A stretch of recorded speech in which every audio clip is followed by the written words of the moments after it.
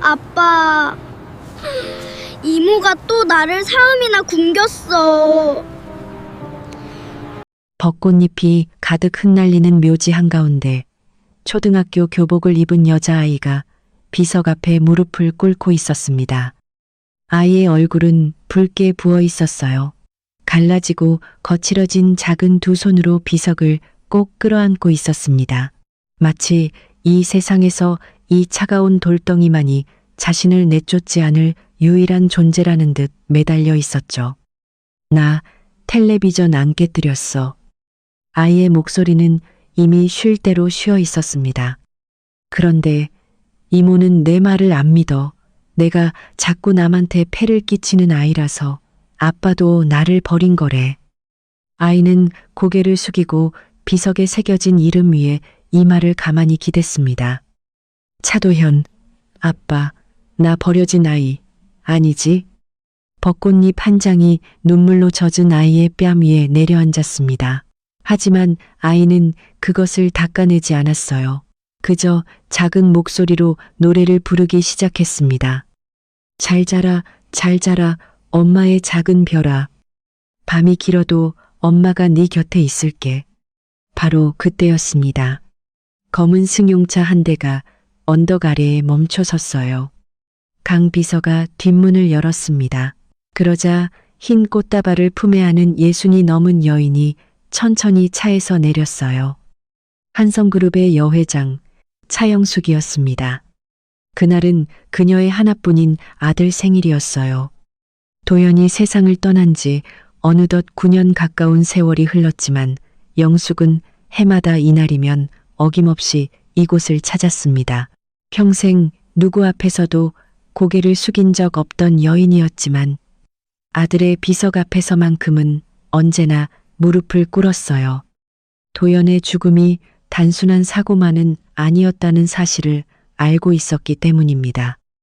자신의 고집이 아들을 그 마지막 길로 몰아넣었다는 것을 영숙은 누구보다 잘 알고 있었어요. 영숙은 익숙한 길을 따라 걸었습니다.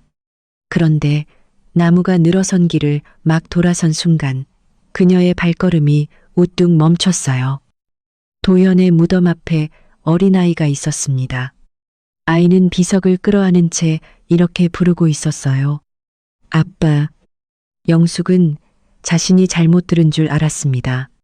그녀는 천천히 아이에게 다가갔어요. 얘야, 여기는 내 아들의 무덤이란다. 아이가 고개를 들었습니다. 두 눈은 퉁퉁 부어 있었지만 아이는 여전히 예의 바르게 고개를 숙였어요. 알고 있어요. 그런데 왜 내 아들을 아빠라고 부르는 거니? 아이는 비석에 새겨진 세 글자를 손가락으로 가리켰습니다. 차도연이 제 아빠예요. 엄마가 그렇게 말했어요. 영숙의 얼굴빛이 순식간에 변했습니다. 도연은 거의 9년 전에 세상을 떠났어요. 그가 그토록 기다리던 아이 역시 김서연이라는 여자와 함께 사라졌습니다.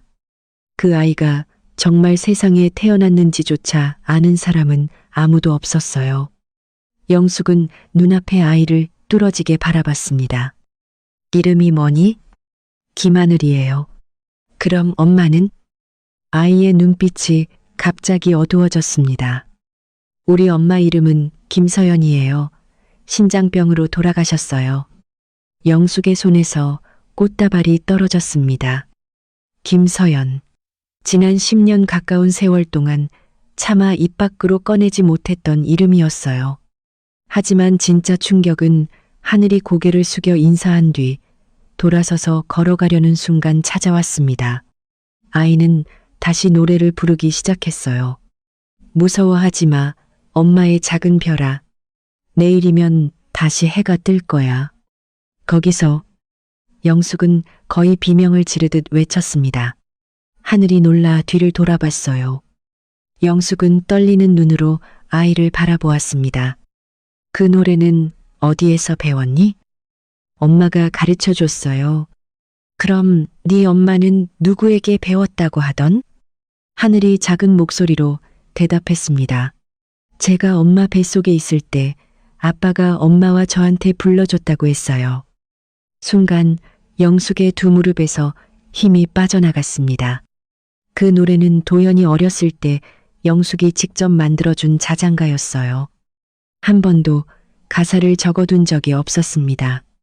이 세상에서 그 노래의 모든 가사를 알고 있는 사람은 영숙과 도연뿐이었어요. 하늘은 언덕 아래쪽을 바라보며 겁먹은 표정을 지었습니다. 저 이제 가봐야 해요. 늦으면 이모가 밥을 안 줘요. 아이는 고개를 숙인 뒤 서둘러 달려갔습니다. 영숙은 한 발짝도 움직일 수 없었어요. 그저 나무 사이로 사라지는 작은 뒷모습만 바라보고 있었습니다. 잠시 뒤 도연의 무덤 앞으로 돌아온 영숙은 비석 아래 놓인 들꽃 한 다발과 편지 한 통을 발견했습니다. 봉투 겉면에는 어린아이의 삐뚤빼뚤한 글씨로 이렇게 적혀 있었어요. 하늘나라에 계신 도연 아빠에게. 영숙은 떨리는 손으로 편지를 열었습니다. 아빠, 제 이름은 김하늘이에요. 저는 아빠에게 한 번도 안겨본 적이 없어요. 저는 아빠가 정말 제가 태어나기를 바랐는지 알고 싶어요. 저는 버려진 아이가 아닌 거죠? 영숙은 그대로 굳어버렸습니다. 도연의 자장가, 김서연이라는 어머니, 그리고 무덤 아래 잠든 사람을 아빠라고 부르는 아이. 영숙은 갑자기 뒤를 돌아보며 외쳤습니다. 강비서, 그 아이를 쫓아가요. 하지만 벚꽃잎이 가득 떨어진 길 위에서 김하늘의 모습은 이미 사라진 뒤였습니다. 영숙은 아들의 무덤 앞에 무릎을 꿇고 주저앉았습니다. 편지를 가슴에 꽉 끌어안았어요. 도연아. 그녀의 목소리가 처참하게 갈라졌습니다. 엄마가 방금 네 딸을 눈앞에서 또 놓친 거니? 10년 전 차도현은 살아있었습니다. 당시 30살이었던 그는 한성그룹의 유일한 후계자이자 차영숙 회장이 가장 큰 기대를 걸고 있던 아들이었어요. 재벌가 사람들의 눈에 도연은 모든 것을 가진 남자였습니다. 좋은 집안과 뛰어난 학벌, 준수한 외모, 그리고 완벽하게 계획된 미래까지 갖고 있었죠. 그러나 차분한 겉모습 뒤에서 그가 자신의 삶을 답답하게 여기고 있다는 사실을 아는 사람은 거의 없었습니다.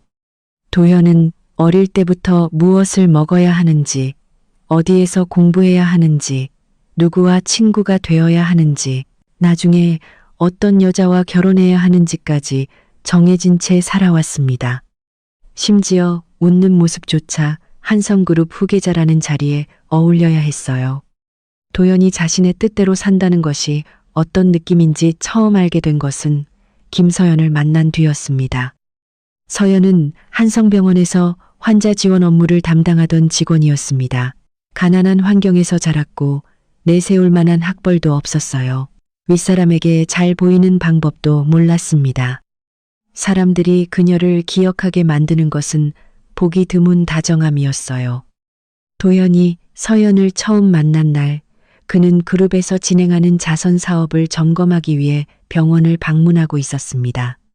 병원 복도에서 가난한 할머니 한 분이 수납 직원에게 추가 보증금을 내라는 요구를 받고 있었어요. 돈이 부족했던 할머니는 하루만 더 치료를 받을 수 있게 해달라며 눈물을 흘리고 있었습니다. 주변 사람들은 모두 모른 척 지나갔어요. 오직 서연만이 할머니에게 달려갔습니다.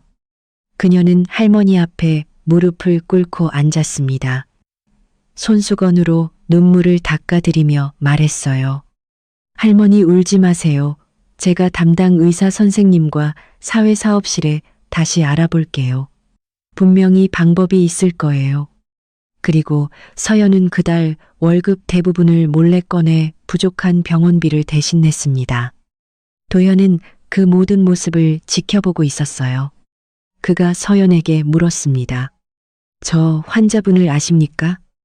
서연이 고개를 저었어요. 아니요. 그런데 왜 병원비를 대신 내주신 겁니까?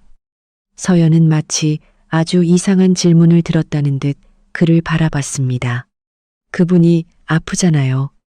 그 짧은 한마디에 도연은 아무 말도 할 수 없었습니다. 도연이 살아온 세상에서는 모든 도움의 대가가 따랐어요.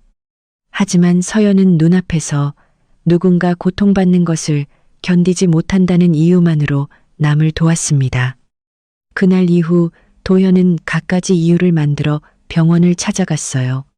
어떤 날은 치료시설을 점검한다는 핑계를 댔고 어떤 날은 환자 지원 기금에 대해 물었습니다.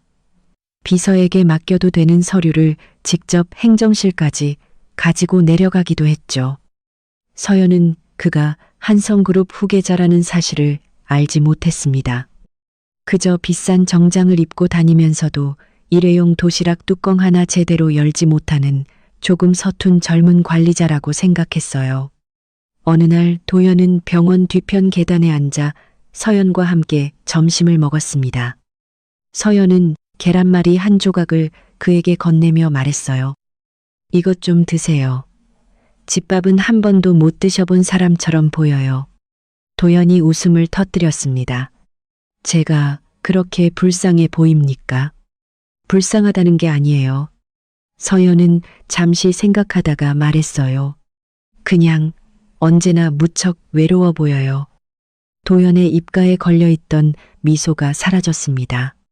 그런 말을 해준 사람은 처음이었어요. 그날부터 도연은 자신도 모르는 사이 서연을 사랑하게 되었습니다. 버스에서 노인에게 늘 자리를 양보하는 모습이 좋았습니다. 오랜 근무로 거칠어진 손도 사랑스러웠어요. 맛있는 음식이 나오면 가장 좋은 부분을 남겨 언니에게 가져다 주는 습관까지 좋았습니다. 서연의 곁에 있을 때 도연은 한성그룹 후계자가 아니었습니다. 오늘 힘들지 않았는지, 저녁은 먹었는지, 어젯밤에는 잘 잤는지 질문을 받는 평범한 남자일 뿐이었어요. 그의 진짜 신분을 알게 된 서연은 겁에 질려 관계를 끝내려고 했습니다. 도연 씨는 차 회장님의 아들이에요. 저는 계약직 직원일 뿐이고요. 우리는 끝까지 갈 수 없는 사이예요. 도연은 그녀의 손을 붙잡았어요. 나는 서연 씨가 다른 사람이 되기를 바라지 않습니다.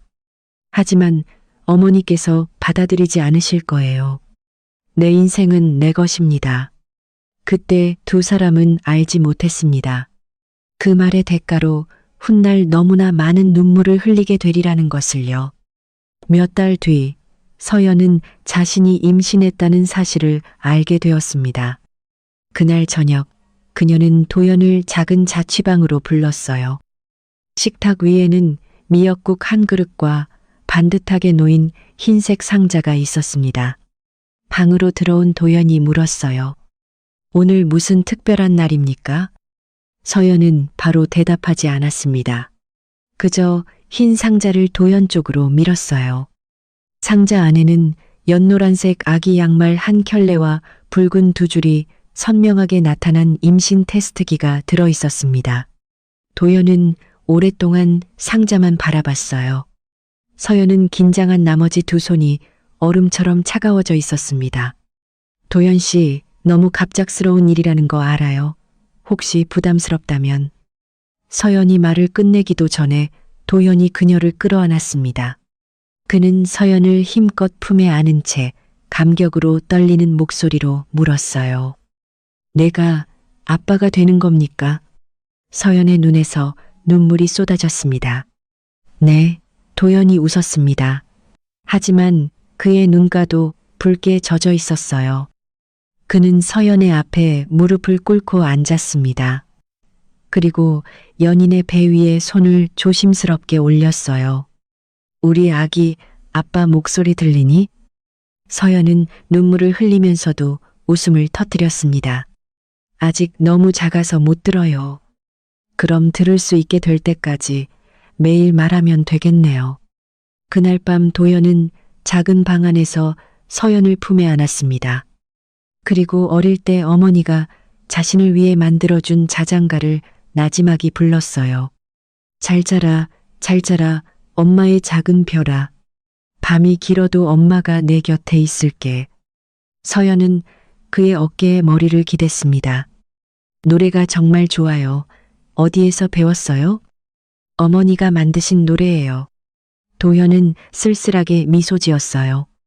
내가 어릴 때 열이 많이 오르면 어머니가 항상 이 노래를 불러주셨습니다. 아마 그때가 어머니를 한성그룹 회장이 아니라 온전히 내 어머니로 느낄 수 있었던 몇 안 되는 순간이었을 겁니다. 그는 고개를 숙이고 아직 태어나지 않은 아이를 향해 다시 자장가를 불렀습니다. 그날부터 도연은 결혼을 준비하기 시작했어요. 작은 아파트를 알아봤고 임산부를 돌보는 방법이 적힌 책도 주문했습니다. 심지어 아이가 태어나면 사용할 첫 번째 아기 침대까지 직접 골랐어요.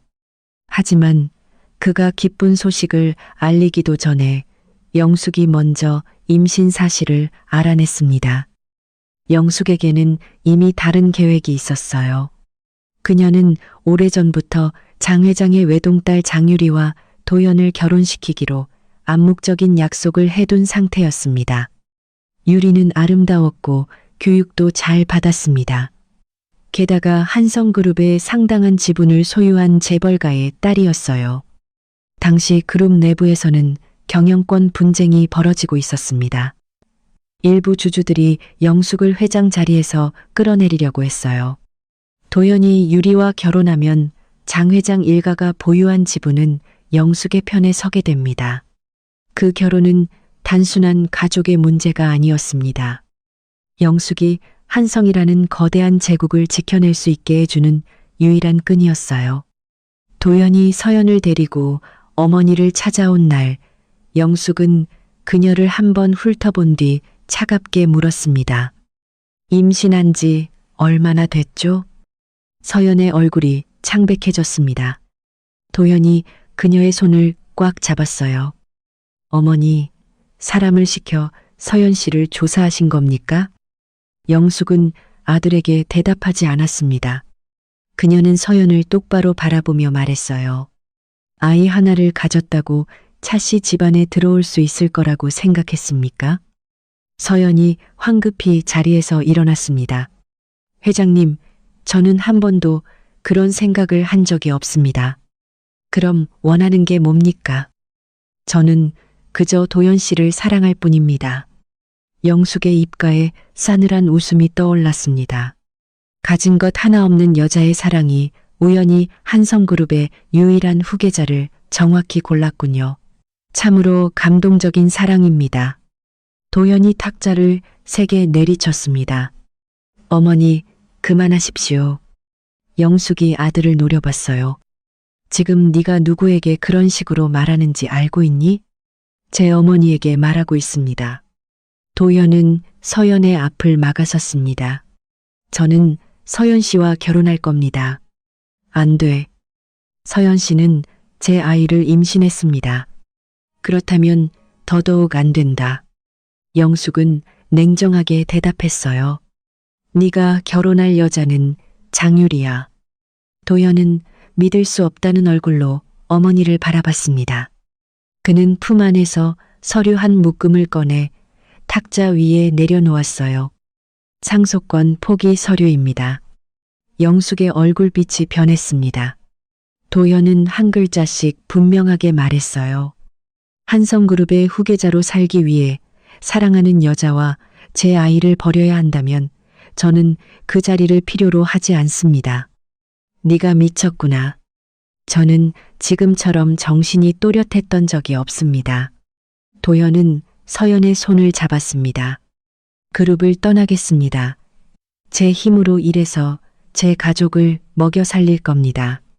그날 이후 영숙은 사람을 시켜 서연의 뒷조사를 했습니다. 그녀는 서연의 부모가 일찍 세상을 떠났다는 사실을 알아냈어요. 친언니가 작은 국수집을 운영하고 있으며 서연 본인에게는 이렇다 할 재산이 전혀 없다는 것도 확인했습니다. 조사하면 할수록 영숙은 확신하게 되었어요. 가난한 여자가 아이를 이용해 자신의 아들을 붙잡으려 한다고 믿었습니다. 얼마 뒤 도연은 중요한 계약을 처리하기 위해 싱가포르로 출장을 떠나게 되었습니다. 떠나기 전 그는 서연을 오랫동안 품에 안았어요. 일주일만 기다려요. 돌아오자마자 서연 씨와 혼인신고부터 하겠습니다. 서연은 그의 가슴에 몸을 기댔습니다. 정말 충분히 생각한 거예요? 내가 서연 씨를 너무 오래 기다리게 한 건 아닐까, 그게 더 걱정입니다. 도현은 그녀의 배를 바라보며 웃었어요. 아가야, 집에서 엄마를 잘 지켜줘. 아빠가 금방 돌아올게. 바로 다음 날 오후 서연은 회장실에서 보낸 연락을 받았습니다. 영숙이 그녀를 저택으로 불러들였어요. 거실 탁자 위에는 두꺼운 서류철 하나가 놓여 있었습니다. 그 안에는 서연의 자취방을 찍은 사진, 언니가 진 빚에 관한 기록, 한성병원의 지원 기금에 의존하고 있는 환자들의 치료 서류까지 들어 있었어요. 영숙은 봉투 하나를 서연의 앞에 놓았습니다. 이 돈을 받고 사라지세요. 서연은 봉투에 손도 대지 않았습니다. 저는 돈이 필요하지 않습니다.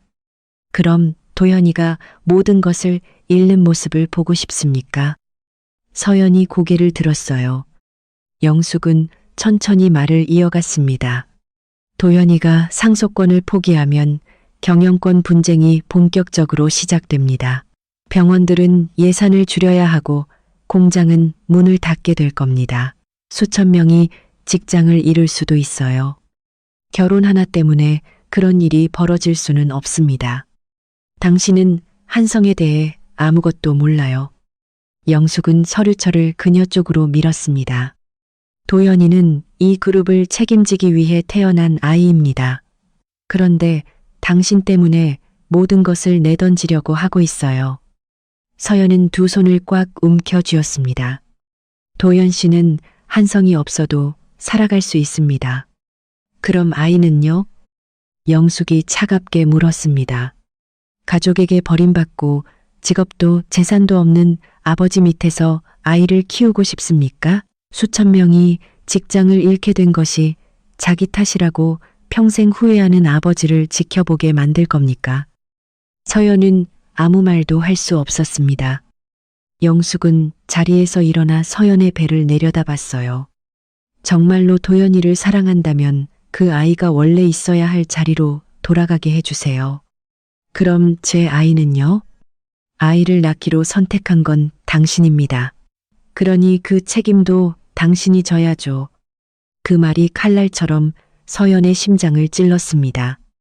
서연은 오랫동안 꼼짝도 하지 않고 앉아 있었어요. 마침내 그녀는 돈 봉투를 영숙에게 돌려주었습니다. 떠나겠습니다. 영숙이 멈칫했어요. 하지만 회장님의 돈은 받지 않겠습니다. 서연은 자신의 배 위에 손을 올렸습니다. 눈물이 소리 없이 뺨을 타고 흘러내렸어요. 제가 떠나는 건 도연 씨를 사랑하기 때문입니다. 회장님이 저를 돈으로 샀기 때문이 아닙니다. 사흘 뒤 서연은 병원을 그만뒀습니다. 전화번호를 바꾸고 자취방을 정리한 뒤 낯선 도시로 향하는 고속버스에 몸을 실었어요. 버스가 출발하기 직전 서연은 배를 끌어안았습니다. 눈물로 흐릿해진 창문 너머로 서울을 바라봤어요. 미안해, 아가야. 그녀가 흐느끼며 속삭였습니다. 엄마는 네가 아빠와 함께 살게 해줄 수가 없어. 하지만 우리가 사라지면 아빠는 더 나은 삶을 살 수 있을 거라고 믿어. 바로 그 시각 머나먼 타국에서 도현은 결혼 반지를 고르고 있었습니다. 그는 자신이 서울로 돌아왔을 때 서연의 자취방에 텅 빈 벽만 남아있으리라는 사실을 알지 못했어요. 자신이 믿었던 어머니가 사랑하는 여자와 아직 태어나지도 않은 아이를 자신의 인생에서 사라지게 만들었다는 것도 전혀 몰랐습니다. 일주일 뒤 차도현은 결혼 반지를 양복 주머니에 넣은 채 서울로 돌아왔습니다. 비행기를 타고 오는 내내 그는 김서연의 앞에 무릎을 꿇는 순간을 상상했어요. 어머니가 아무리 반대해도 한성그룹을 떠나야 한다고 해도 그녀와 결혼하겠다고 말할 생각이었습니다. 태어날 아이도 자신의 손으로 직접 돌보겠다고 약속하고 싶었어요. 하지만 익숙한 자취방 앞에 도착한 도연을 기다리고 있는 것은 굳게 잠긴 문뿐이었습니다. 집주인 여자가 앞치마에 손을 닦으며 말했어요. 김 씨는 사흘 전에 이사 갔어요. 아주 급하게 떠나서 짐도 얼마 가져가지 못했어요. 도연이 그 자리에서 굳어버렸습니다. 어디로 갔는지 아십니까? 몰라요. 방세를 정리하고 아주 먼 곳으로 간다는 말만 했어요. 도연은 곧바로 서연에게 전화를 걸었습니다. 하지만 없는 번호라는 안내음만 들려왔어요. 그는 한성병원으로 달려갔습니다. 그러나 인사 담당자는 서연이 이미 사직서를 제출했다고 말했어요. 서류에는 새 주소도 적혀 있지 않았습니다. 비상 연락처에는 언니인 김미자의 이름만 남아 있었어요. 도연은 미자에게 전화를 걸었습니다. 미자는 차갑게 대답했어요. 나도 걔가 어디 있는지 몰라요. 혼자 살고 싶다는 말만 했어요. 다시 한번 잘 생각해 주세요. 서연 씨는 임신 중입니다. 갑자기 아무 말도 없이 사라질 사람이 아니에요. 미자는 잠시 침묵하다가 짜증스럽게 말했습니다. 아마 도연 씨가 싫어진 모양이죠. 우리처럼 가난한 사람들이 언제까지나 분수도 모르고 높은 데를 넘볼 수 있겠어요? 통화가 끊겼습니다. 도연은 병원 복도 한가운데 멈춰 서 있었습니다. 휴대전화를 쥔 손이 심하게 떨렸어요. 그는 서연이 사랑이 식어서 떠났다는 말을 믿을 수 없었습니다. 불과 며칠 전까지만 해도 서연은 그의 손을 자신의 배 위에 올려놓고 아이가 아빠를 닮을지 엄마를 닮을지 물었어요. 연노란색 아기 양말도 조심스럽게 접어 베개 옆에 놓아두었습니다. 그렇게 미래를 기다리던 사람이 하루아침에 사라질 리 없었어요. 도연은 그날 밤 저택으로 돌아갔습니다. 영숙은 거실에 앉아 서류를 읽고 있었어요. 어머니를 본 도연은 곧장 물었습니다. 어머니, 서연 씨가 어디 있는지 알고 계십니까? 영숙의 눈빛이 순간 흔들렸지만 곧 다시 냉정해졌습니다. 내가 그걸 알아야 하니? 제가 출장을 떠나자마자 병원을 그만뒀습니다. 전화번호도 바꾸고 자취방에서도 나갔어요. 아마 자기가 원하던 것을 얻었으니 떠난 거겠지. 도연은 어머니를 똑바로 바라봤습니다. 서연 씨를 만나셨죠? 영숙은 읽던 서류를 내려놓았어요. 이제 우리 집안과 아무런 관계도 없는 여자를 내가 만날 이유가 없다. 다시 한번 묻겠습니다. 어머니가 서연 씨에게 무슨 짓을 하신 겁니까? 아니, 단 한 글자와도 같은 짧은 대답이었습니다. 그 거짓말은 영숙이 자신의 아들을 죽음으로 몰아가는 첫 번째 칼날이 되었어요. 도연은 오랫동안 어머니의 얼굴을 바라봤습니다. 그러나 결국 아무 말 없이 돌아섰어요. 그날부터 도연은 온 서울을 뒤지며 서연을 찾기 시작했습니다. 산부인과란 산부인과는 모두 찾아다녔고 버스터미널과 서울 곳곳의 자취방을 확인했어요. 사람을 고용해 서연의 이름으로 이루어진 거래 기록을 추적하고 예전 직장 동료들에게 일일이 물었습니다. 심지어 미자가 운영하는 국수집 앞에서 몇 시간씩 서서 작은 단서라도 나타나기를 기다렸어요. 하지만 서연은 세상에서 완전히 사라진 사람처럼 흔적조차 남기지 않았습니다. 그 누구도 그녀가 서울에서 수백 킬로미터 떨어진 해안 도시에서 살고 있다는 사실을 알지 못했어요. 서연은 낡고 습한 반지하방 하나를 얻었습니다. 오래된 매트리스 한 장과 작은 탁자 하나를 놓으면 방이 가득 찰 정도로 비좁은 곳이었어요. 모아둔 돈도 없었던 서연은 항구 근처 식당에서 일하기 시작했습니다. 배가 하루하루 불러왔지만 몇 시간씩 서서 설거지를 하고 채소 상자를 옮기며 바닥을 닦아야 했어요. 어느 날 무거운 물통을 들고 가던 중 갑자기 배가 심하게 뒤틀리듯 아파왔습니다. 서연은 물통을 떨어뜨리고 벽을 짚었어요. 이 말을 따라 식은땀이 흘러내렸습니다. 식당 주인이 인상을 찌푸리며 말했어요. 일을 못하겠으면 그만둬요. 배만 붙잡고 있는 사람한테 줄 돈은 없어요. 서연은 입술을 꽉 깨물고 간신히 허리를 폈습니다. 할 수 있어요. 제발 저를 내보내지 마세요. 밤이 되어 자취방으로 돌아오면 서연은 매트리스 위에 몸을 웅크리고 누웠습니다. 한 손으로 배를 감싸고 다른 손에는 낡은 휴대전화를 들었어요. 도연의 전화번호는 아직도 머릿속에 선명하게 남아 있었습니다. 버튼 한 번만 누르면 그의 목소리를 들을 수 있었어요. 서연의 손가락은 몇 번이나 통화 버튼 위에 올라갔습니다. 하지만 그때마다 영숙의 말이 귓가에 울렸어요. 도연이가 한성을 포기하면 수천 명이 직장을 잃습니다. 아이의 아버지는 모든 것을 잃은 사람이 될 겁니다. 서연은 눈을 감았습니다. 눈물이 베개 위로 흘러내렸어요. 그녀는 배를 천천히 쓰다듬으며 속삭였습니다. 아빠는 너를 정말 사랑해. 그렇기 때문에 엄마는 더더욱 아빠를 다시 부를 수가 없어. 그 무렵 서울에서 도연은 하루하루 무너져 내리고 있었습니다. 밤마다 잠을 이루지 못했고 밥을 먹지 않았습니다. 매일 술을 마셨어요. 언제나 반듯했던 정장은 구겨지기 시작했고 며칠씩 잠을 자지 못한 두 눈은 붉게 충혈되어 있었습니다. 영숙은 그 모든 모습을 지켜봤어요. 한 번은 아들의 방문 앞에 서 있다가 술에 취한 도연이 서연의 이름을 부르는 소리를 들었습니다. 한 번만이라도 당신과 아이가 무사하다는 것만 알려줘. 영숙의 손이 문고리 위에 올라갔습니다. 그녀는 그 순간 문을 열고 들어가 모든 진실을 말할 수도 있었어요. 서연이 어느 도시로 향하는 버스를 탔는지 알고 있었습니다. 심지어 부하가 보고한 버스표 사본까지 가지고 있었어요. 하지만 영숙은 곧 다가올 주주총회와 장 회장 일가에게 한 약속을 떠올렸습니다. 결국 문고리에서 손을 거뒀어요. 그녀는 도연에게 시간이 조금 더 필요할 뿐이라고 자신을 설득했습니다. 언젠가는 서연을 잊을 거라고 믿었어요.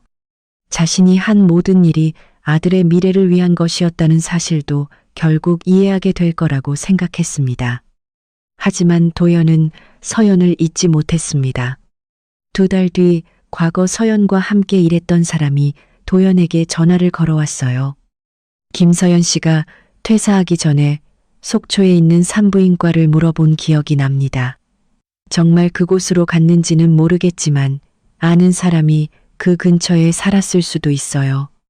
확실하지 않은 작은 단서에 불과했지만 도연은 즉시 길을 나섰습니다. 그날 밤 거센 비가 쏟아졌어요. 강 비서가 그를 막아섰습니다. 차 이사님, 이틀 동안 한숨도 못 주무셨습니다. 제가 운전하겠습니다. 시간이 없습니다. 하지만 아직 주소가 맞는지도 확인하지 못했습니다. 서연 씨가 정말 그곳에 있다면 나를 기다리고 있을 겁니다. 도연은 직접 운전대를 잡았습니다. 빗줄기가 차창을 사정없이 때렸어요. 와이퍼가 쉴 새 없이 움직였지만 앞길은 좀처럼 선명하게 보이지 않았습니다. 도연의 머릿속에는 서연의 얼굴이 떠올랐습니다. 연노란색 아기 양말과 아직 한 번도 만져보지 못한 자신의 아이도 생각났어요. 그때 조수석 위에 놓인 휴대전화가 갑자기 울렸습니다. 도연은 혹시 서연에 관한 소식일지도 모른다는 생각에 잠시 시선을 내렸어요. 바로 그 순간 맞은편 도로에서 대형 화물차 한 대가 중심을 잃고 미끄러져 넘어왔습니다. 눈이 멀 것처럼 새하얀 전조등이 도연의 얼굴을 정면으로 비췄어요. 곧이어 끔찍한 충돌음이 빗속을 갈기갈기 찢었습니다. 도연의 차는 중앙 분리대를 들이받은 뒤 옆으로 뒤집혔어요. 의식을 잃기 직전까지도 도연은 휴대전화를 향해 손을 뻗고 있었습니다. 화면에는 서연이 전에 보내준 초음파 사진이 떠 있었어요. 도연은 끝내 살아남지 못했습니다. 영숙이 병원에 도착했을 때 아들의 시신은 이미 흰 천으로 덮여 있었습니다. 그녀는 아들에게 다가가 떨리는 손으로 천을 걷어냈어요. 도연의 얼굴은 창백했습니다. 두 눈은 이제 다시는 뜨지 못할 만큼 굳게 감겨 있었어요. 도연아. 영숙은 아들의 차가운 손을 붙잡았습니다. 평생 누구 앞에서도 무릎을 꿇지 않았던 여 회장이 병원 바닥에 그대로 주저앉았어요. 도연의 양복 주머니에서는 상자에 든 결혼 반지가 발견되었습니다. 그 옆에는 속초의 산부인과 주소가 적힌 종이 한 장도 들어 있었어요. 영숙은 반지 상자를 가슴에 끌어안고 정신을 잃은 사람처럼 울부짖었습니다. 그제야 비로소 알게 되었어요. 서연이 아들의 미래를 망친 것이 아니었습니다. 자신이 하나뿐인 아들을 이 길로 내몰았던 겁니다. 한성그룹 후계자의 사망 소식은 모든 텔레비전 채널을 통해 보도되었습니다. 서울에서 멀리 떨어진 반지하 방에서 서연은 낡은 아기 옷을 꿰매고 있었어요. 그러다 뉴스 진행자가 차도연이라는 이름을 읽는 소리를 들었습니다. 그녀의 손에서 바늘이 떨어졌어요. 화면에는 도연의 영정사진이 떠 있었습니다. 서연은 벌떡 일어났습니다.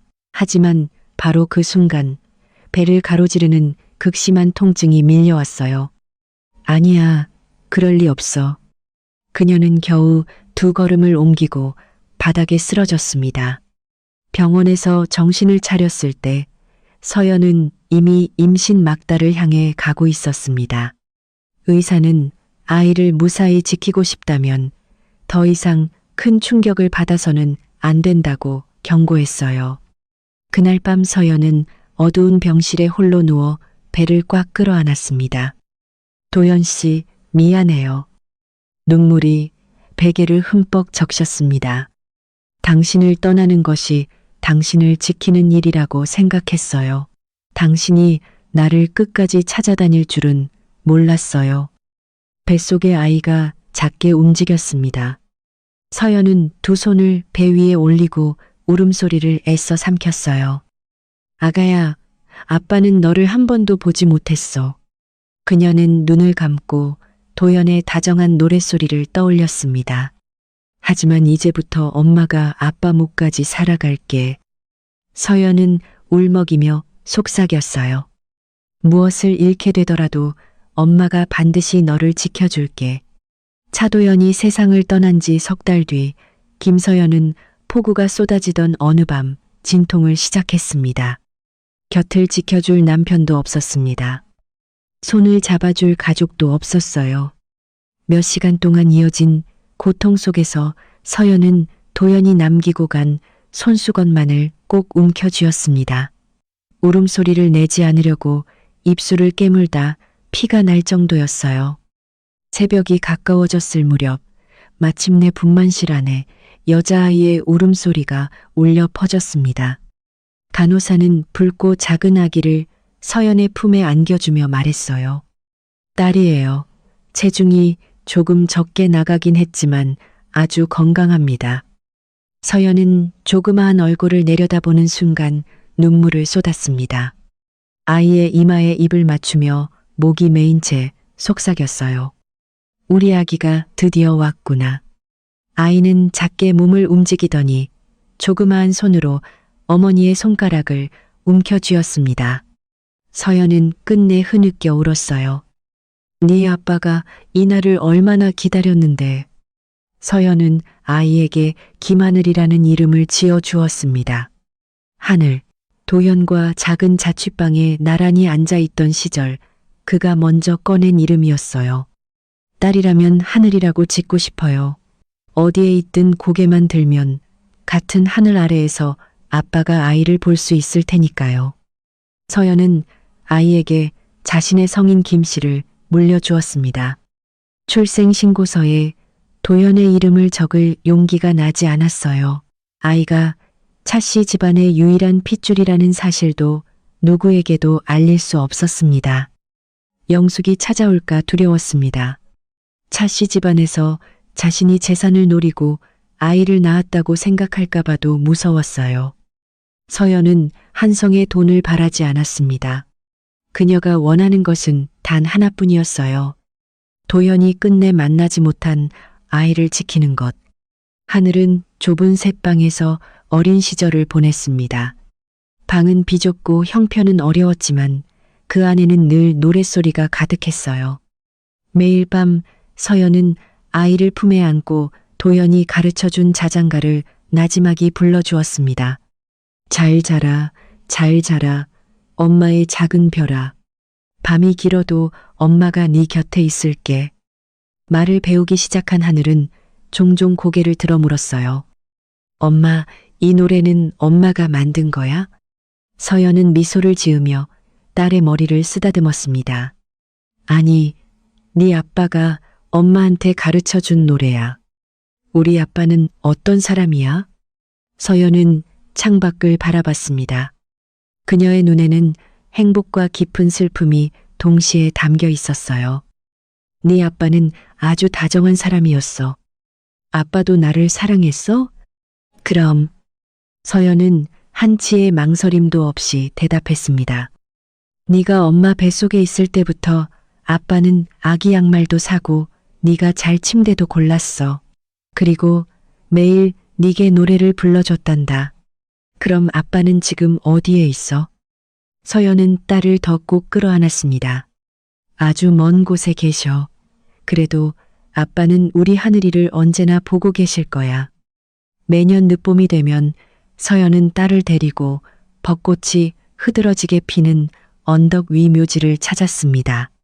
사람이 없는 날만 골라 찾아갔어요. 도연의 생일과 기일은 반드시 피했습니다. 그날에는 차씨 집안 사람들이 묘를 찾으리라는 사실을 알고 있었기 때문이었죠. 비석 앞에 도착하면 서연은 하늘을 땅에 내려놓고 부드럽게 말했습니다. 아빠한테 인사해야지. 그때 하늘은 아직 너무 어려 죽음이 무엇인지 제대로 알지 못했어요. 그저 허리를 깊이 숙인 뒤 무덤 앞에 들꽃 한 송이를 내려놓았습니다. 아빠, 나 하늘이야. 서연은 울음이 터져 나오지 않도록 고개를 돌렸습니다. 그녀는 도연이 딸을 품에 안는 모습을 수없이 상상했어요. 도연은 환하게 웃으며 아이의 뺨에 입을 맞췄을 겁니다. 그리고 세상 모든 사람에게 이 아이가 자신이 가장 기다렸던 아이라고 자랑스럽게 말했겠죠. 하지만 이제 세 사람 사이에 남은 것은 차가운 비석 하나뿐이었습니다. 서연은 아이를 키우기 위해 돈이 되는 일이라면 무엇이든 했습니다. 낮에는 식당에서 주방 일을 도왔어요. 밤에는 냉동 창고에서 물건을 포장했습니다. 주말에는 남의 집을 청소하고 빨래하는 일까지 맡았어요. 어떤 날은 하늘이 잠든 뒤에야 집에 돌아오기도 했습니다. 서연은 아이 옆에 앉아 퉁퉁 부은 두 다리를 주무르다가도 곧 다시 일어나 다음 날 먹일 죽을 끓였어요.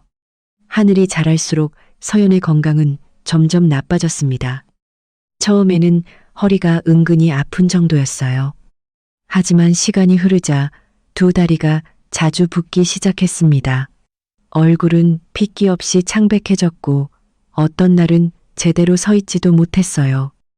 병원에서는 서연에게 심각한 신장 질환이 있으며 장기적인 치료가 필요하다고 진단했습니다.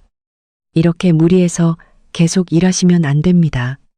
서연은 병원비가 적힌 종이를 내려다보다가 물었어요. 약만 먹으면 안 될까요? 약만으로는 부족합니다. 제대로 치료받지 않으면 병이 아주 빠르게 악화될 겁니다. 하지만 서연에게는 돈이 없었습니다. 힘들게 번 돈은 집세와 하늘의 학비, 먹을 것을 마련하는 데 쓰고 나면 거의 남지 않았어요. 서연은 병을 숨긴 채 계속 일했습니다. 그러다 결국 식당에서 일하던 중 쓰러지고 말았어요. 서연이 병에 걸렸다는 소식은 마침내 언니 김미자의 귀에도 들어갔습니다. 작은 국수집을 운영하는 미자는 입버릇처럼 가난하다고 말하는 사람이었지만 돈 이야기가 나오면 누구보다 빠르게 계산하는 여자였어요. 그녀는 값싼 과일 한 봉지를 들고 병원으로 찾아왔습니다. 침대 옆에 앉은 미자는 눈물을 닦는 척하며 말했어요. 이렇게 아픈데 왜 언니한테 연락도 안 했어? 서연이 힘없이 대답했습니다. 언니한테 패 끼치기 싫었어. 우리가 친자매인데 무슨 그런 서운한 소리를 해. 미자는 동생의 손을 붙잡았어요. 이제부터 너랑 하늘이는 우리 집에 와서 살아. 언니가 너희 모녀를 돌봐줄게. 서연은 감격한 나머지 눈물을 흘렸습니다. 하지만 그녀는 몰랐어요. 미자가 병원에 오기 전 간호사에게 질병보험금과 아동수당, 그리고 하늘의 이름으로 된 저축이 얼마인지까지 꼼꼼하게 물어봤다는 사실을요. 미자의 집 근처로 이사한 뒤 서연의 병세는 점점 더 심해졌습니다. 어느 날 미자는 서류 한 묶음을 서연 앞에 내밀었어요. 그냥 필요한 절차일 뿐이야. 혹시 무슨 일이 생기면 언니가 너 대신 하늘이를 돌볼 수 있도록 서명해. 서연은 법정 대리인이라고 적힌 글자를 바라봤습니다. 그녀의 손이 쉽게 움직이지 않았어요. 언니가 정말 하늘이를 키워줄 거야? 미자는 곧바로 상처받은 얼굴을 했습니다. 너는 언니를 대체 어떤 사람으로 생각하는 거니? 하늘이는 내 친조카야. 내가 그 아이를 길바닥에 내버리기라도 할 것 같아? 서연은 창가에 앉아 그림을 그리고 있는 딸을 바라봤습니다. 그리고 마침내 서류에 자신의 이름을 적었어요. 생애 마지막 무렵 서연은 침대에서 일어나는 것조차 힘들어졌습니다. 그녀는 하늘을 곁으로 불렀어요.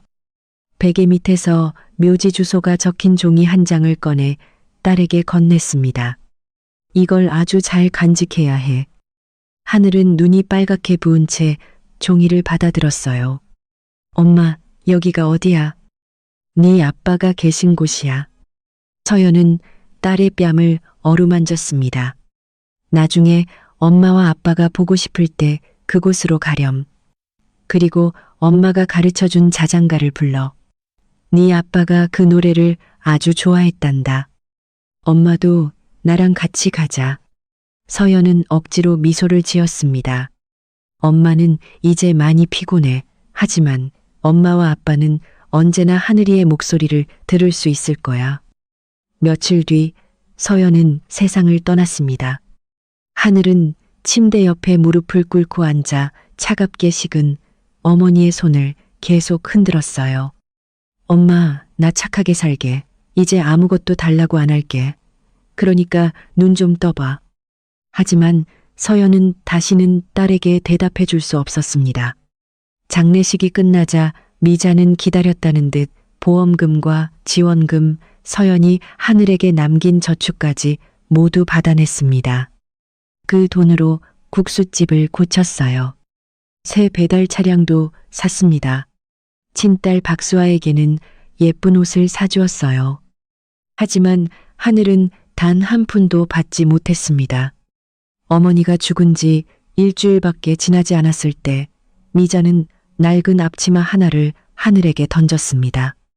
내일부터 일찍 일어나서 가게 일 도와. 하늘은 앞치마를 가슴에 꼭 안았어요. 그런데 이모가 저 학교에 보내준다고 했잖아요. 당연히 학교는 다니게 해주지.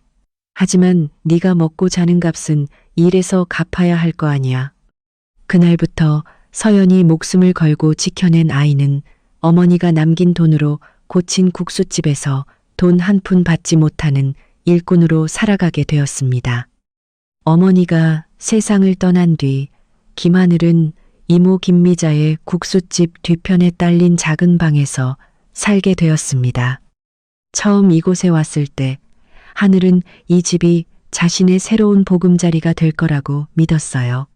하지만 불과 몇 주 만에 깨달았습니다. 이 집에서 자신은 조카가 아니었어요. 돈 한 푼 받지 못하는 일꾼일 뿐이었습니다. 매일 온 동네가 아직 어둠에 잠겨 있을 때부터 알람 소리가 아이의 귓가를 때렸습니다. 새벽 4시, 하늘은 따갑게 충혈된 눈을 비비며 바닥에 깔린 얇은 요 위에서 조용히 일어났어요. 뒷마당에는 문틈 사이로 찬바람이 들어왔습니다. 하늘은 커다란 채소 바구니 옆에 쪼그려 앉아 시든 잎을 하나씩 떼어냈어요. 뿌리를 자르고 얼음장처럼 차가운 물에 채소를 씻었습니다. 작은 두 손은 이미 오래전부터 갈라져 있었어요. 물에 손을 담글 때마다 갈라진 피부가 바늘에 찔린 것처럼 따끔거렸습니다. 하늘은 입술을 깨물고 신음 한 번 내지 않았어요. 이모에게 들키면 미자가 곧바로 소리를 질렀기 때문입니다. 고작 이만큼이라고 벌써 힘들다고 징징대? 내가 너를 공짜로 먹여 살리는 줄 알아? 채소를 다듬고 나면 불을 피워야 했습니다. 식탁을 닦고 그릇과 수저를 꺼내 놓았어요. 문 밖에 놓인 식재료 상자도 주방 안으로 옮겨야 했습니다. 절인 무가 담긴 상자는 하늘의 몸집 절반만큼이나 컸어요. 아이는 두 팔로 상자를 힘껏 끌어안았습니다. 허리를 잔뜩 굽힌 채 한 걸음씩 안쪽으로 옮겼어요. 그러던 어느 날 상자가 손에서 미끄러져 바닥에 세게 떨어졌습니다. 소리를 들은 미자가 곧장 달려 나왔어요. 너 내 가게를 다 부숴먹을 작정이야? 죄송해요. 상자가 너무 무거워서. 무거워도 들어야지. 너는 여기서 살고 내 밥을 먹고 내 집에서 자잖아. 일도 안 하면 뭘로 갚을 건데? 미자는 아이의 귀를 잡아당겨 주방 앞으로 끌고 갔습니다. 거기 서서 육수 냄비나 잘 보고 있어. 조금이라도 태우면 오늘은 밥 없는 줄 알아. 하늘은 눈물을 닦으며 고개를 끄덕였습니다. 아이는 겨우 9살이었지만 두 손에는 이미 작은 흉터가 가득했어요. 팔을 썰다가 칼에 베인 자국도 있었습니다. 무거운 냄비가 발 위로 떨어져 생긴 상처도 있었어요. 왼팔에는 끓는 육수가 튀어 생긴 검붉은 화상 자국까지 남아 있었습니다. 그날 하늘은 너무 아파 울음을 터뜨렸습니다. 하지만 미자는 한번 힐끗 보더니 차갑게 말했어요. 고작 그 정도 대인 걸 가지고 죽는 소리 하지 마. 손님 음식에 눈물이나 떨어뜨리지 말고.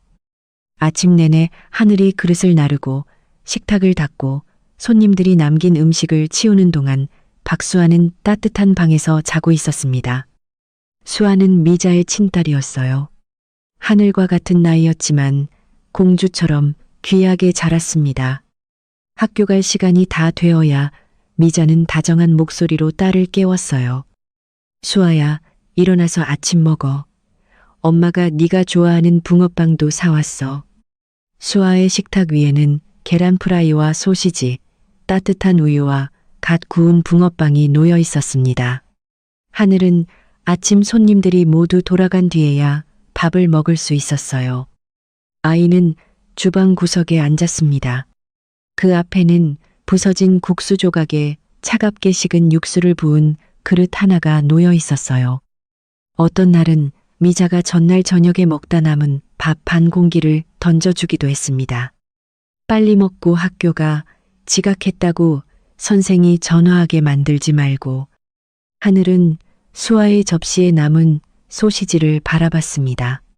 하지만 곧바로 고개를 숙였어요. 오래 쳐다보면 안 된다는 것을 알고 있었기 때문입니다. 수아는 그 시선을 알아차렸습니다. 일부러 남은 소시지를 집어 입에 넣으며 웃었어요. 이런 음식은 우리 가족이 먹는 거야. 너는 그냥 얹혀 사는 애잖아. 하늘은 아무 말도 하지 않았습니다. 낡은 가방을 품에 안고 여전히 배가 고픈 채 학교로 뛰어갔어요. 학교에서 하늘은 공부를 아주 잘했습니다. 매일 밤 늦게까지 냄비를 닦아야 했지만 창고 안작은 전등 아래에서 틈틈이 공부했어요.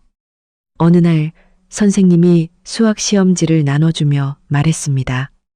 김하늘이 이번 시험에서 반에서 가장 높은 점수를 받았어요. 교실 안에서 박수가 터졌습니다. 하늘은 고개를 숙였지만 두 눈만큼은 처음으로 환하게 빛났어요. 하지만 뒷자리에 앉아있던 수아는 연필을 꽉 움켜쥐었습니다. 그날 밤 하늘이 주방에서 일하는 사이 수아는 몰래 하늘의 수학 공책을 꺼냈어요. 한 장씩 갈기갈기 찢은 뒤 쓰레기통 가장 밑바닥에 숨겼습니다. 다음 날 아침 하늘은 아무리 찾아도 공책을 발견하지 못했어요. 수아야, 혹시 내 수학 공책 못 봤어? 수아는 팔짱을 꼈습니다. 몰라. 그런데 어젯밤에 분명 책상 위에 두었는데. 수아는 곧바로 큰 소리로 외쳤습니다. 엄마, 하늘이가 내가 자기 공책을 가져갔대. 주방에서 달려나온 미자는 무슨 일이 있었는지 묻지도 않고 하늘의 뺨을 때렸습니다. 이게 갈수록 못된 것만 배워. 물건을 잃어버렸으면 네가 찾을 것이지. 왜 수아한테 누명을 씌워? 누명을 씌운 게 아니에요. 그냥 물어본 것뿐이에요. 어른한테 말대꾸까지 해? 미자는 하늘을 주방 앞에 1시간 동안 무릎 꿇게 한 뒤에야 학교에 보내줬습니다. 또 다른 날에는 수아가 하늘의 필통을 화장실 안에 숨겼어요. 하늘이 찾아냈을 때 안에 있던 연필은 모두 두 동강 나 있었습니다. 수아는 화장실 문 밖에 서서 키득거렸어요. 연필이 없으면 공부하지 마. 네가 아무리 공부를 잘해도 졸업식에 올 부모도 없잖아. 하늘은 부러진 연필 조각을 꽉 움켜쥐었습니다. 우리 부모님 얘기는 하지 마. 왜 하면 안 되는데? 수아는 하늘의 얼굴 가까이 다가왔습니다. 너는 엄마도 아빠도 없는 애잖아.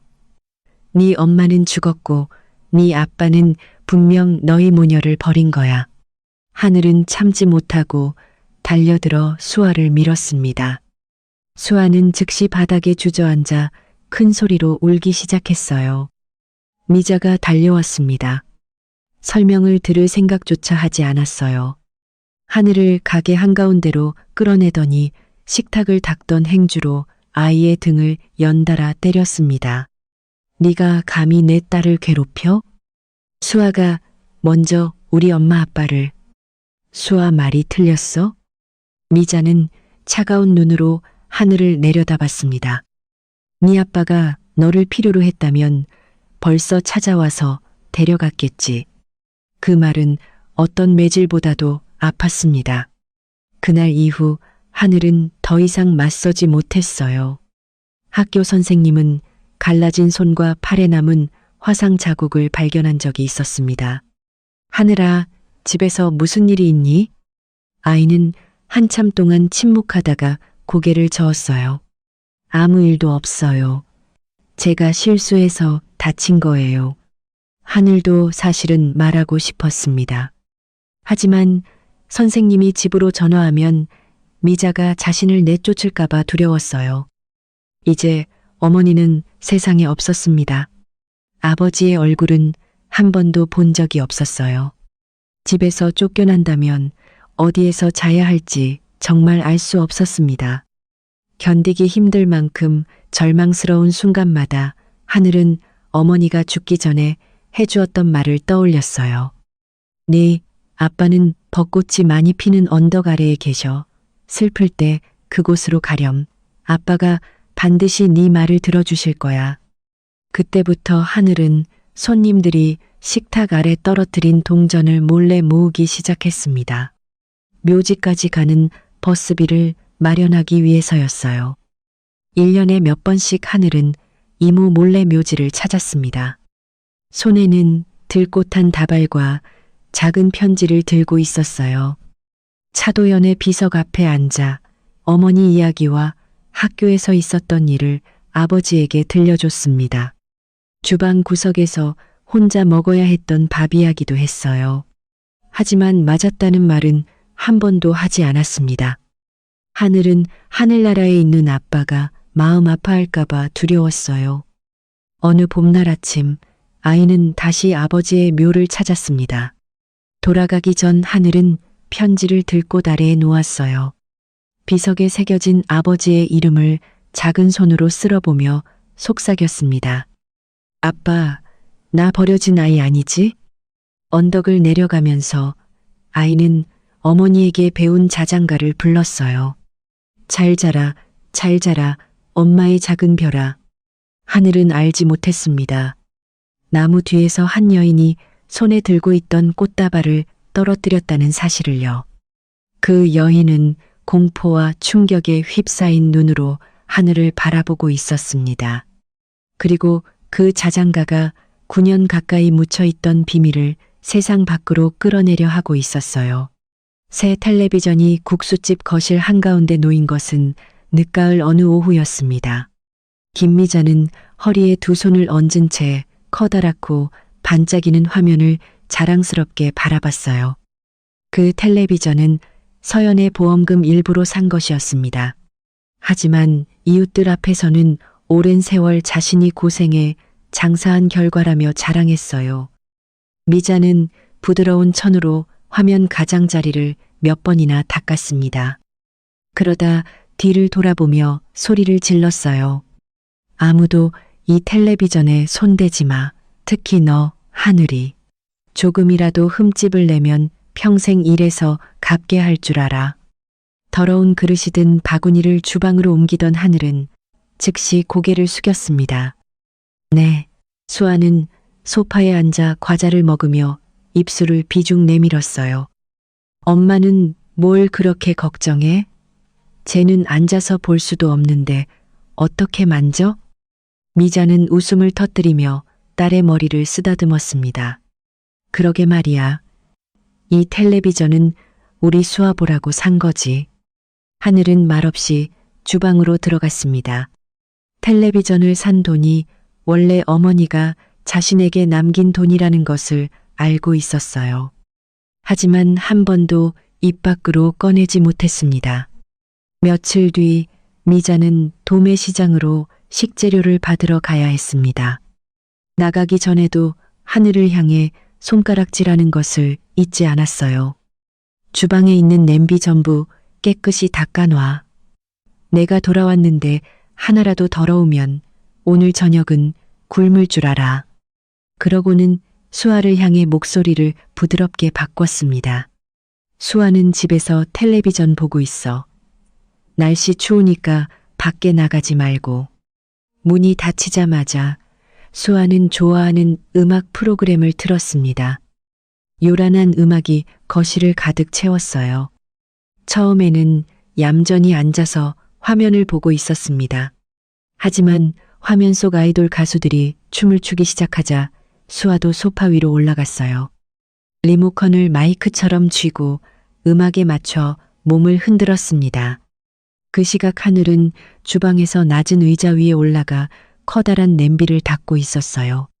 두 팔이 저릴 만큼 아팠지만 이모가 돌아오기 전에 끝내려고 손을 멈추지 않았습니다. 그런데 갑자기 거실에서 비명이 들렸어요. 뒤이어 무언가 깨지는 날카로운 소리가 울려 퍼졌습니다. 하늘은 놀라서 거실로 뛰어나갔어요. 새 텔레비전이 바닥에 엎어진 채 넘어져 있었습니다. 화면 한쪽 모서리는 산산이 부서져 있었고 검은 금이 거미줄처럼 유리 전체로 번져 있었어요. 수아는 옆에 주저앉은 채 얼굴이 새하얗게 질려 있었습니다. 하늘이 놀라 물었어요. 다친 데 없어. 수아는 대답하지 않았습니다. 깨진 텔레비전을 바라보다가 현관문 쪽으로 고개를 돌렸어요. 엄마가 나를 죽일 거야. 사실대로 말하면 돼. 이모도 아마 혼내기만 하실 거야. 그 순간 수아가 하늘을 바라봤습니다. 두려움으로 떨리던 눈빛이 서서히 계산적으로 변했어요. 내가 한 거 아니야. 하늘은 굳어버렸습니다. 하지만 방금 네가 한 거야. 수아는 벌떡 일어나 하늘의 얼굴을 손가락으로 가리켰습니다.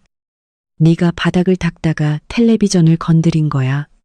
나는 주방에서 냄비를 닦고 있었잖아. 그걸 본 사람은 아무도 없어. 수아는 문 옆에 놓여있던 걸레를 집어 깨진 텔레비전 옆에 던졌습니다. 다른 말을 했다가는 우리 엄마가 너를 길바닥으로 쫓아낼 거야. 하늘이 미처 대답하기도 전에 밖에서 미자의 자동차 소리가 들렸어요. 수아는 곧바로 자신의 팔을 세게 꼬집어 빨갛게 만들었습니다. 그리고 깨진 텔레비전 옆에 주저앉아 크게 울기 시작했어요. 문을 열고 들어온 미자는 비명을 질렀습니다. 내 텔레비전. 수아는 어머니에게 달려가 품에 안겼어요. 엄마, 내가 막으려고 했는데 하늘이가 말을 안 들었어. 바닥을 함부로 닦다가 텔레비전을 넘어뜨렸어. 그리고 엄마한테 말하지 말라고 했어. 미자는 하늘을 향해 돌아섰습니다. 정말이야? 아니에요. 저는 주방에서 냄비를 닦고 있었어요. 수아가 소파 위에서 춤추다가 발을 헛디뎠어요. 거짓말하지 마. 미자는 달려들어 하늘의 머리채를 잡고 아래로 세게 끌어당겼습니다. 아이는 고통스러운 비명을 질렀어요. 제가 안 했어요. 냄비를 보시면 돼요. 제 손에도 아직 세제가 묻어 있잖아요. 그 순간 미자의 손바닥이 하늘의 뺨을 세게 후려쳤습니다. 하늘은 바닥으로 쓰러졌어요. 하지만 미자는 멈추지 않았습니다. 아이의 팔을 붙잡고 수아가 보는 앞에서 등과 어깨를 계속 때렸어요. 내가 너를 몇 년이나 먹여 살렸는데 은혜도 모르고 내 물건을 부숴? 제가 정말 안 했어요. 입 닥쳐. 미자는 깨진 텔레비전을 손가락으로 가리켰습니다. 네 엄마도 살아있을 때 남한테 민폐만 끼치더니 죽고 나서는 지랑 똑같은 딸 하나를 남겨놨구나. 몸을 웅크린 채 매를 맞던 하늘이 갑자기 고개를 들었습니다. 우리 엄마를 그렇게 말하면 안 돼요.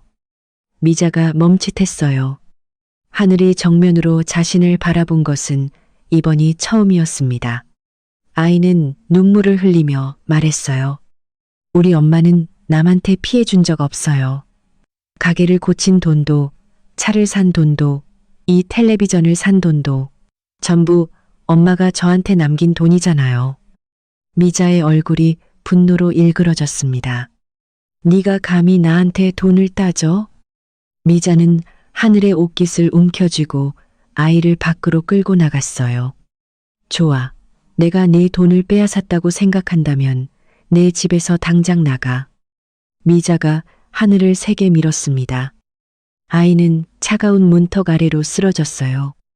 이모, 밖은 너무 추워요. 사흘이야. 미자는 낡은 앞치마를 하늘의 얼굴에 집어 던졌습니다. 사흘 동안 꺼져 있어. 아무것도 먹지 말고. 네 잘못을 인정할 줄 알게 되면 돌아와서 내 앞에 무릎 꿇고 빌어. 문이 거칠게 닫혔습니다.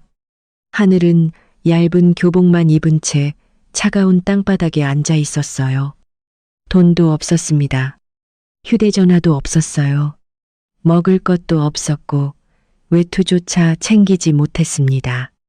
유리문 너머로 수아가 아이를 바라보고 있었어요. 아주 잠깐 수아의 얼굴에 두려움이 스쳤습니다.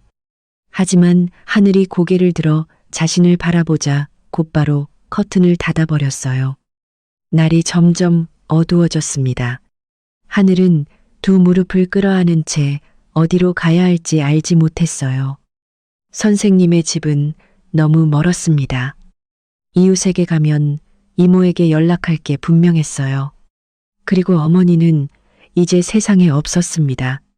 그때 하늘은 가방 안쪽에 늘 숨겨두었던 종이 한 장을 떠올렸습니다. 아버지의 묘지가 있는 주소. 하늘은 천천히 몸을 일으켰어요.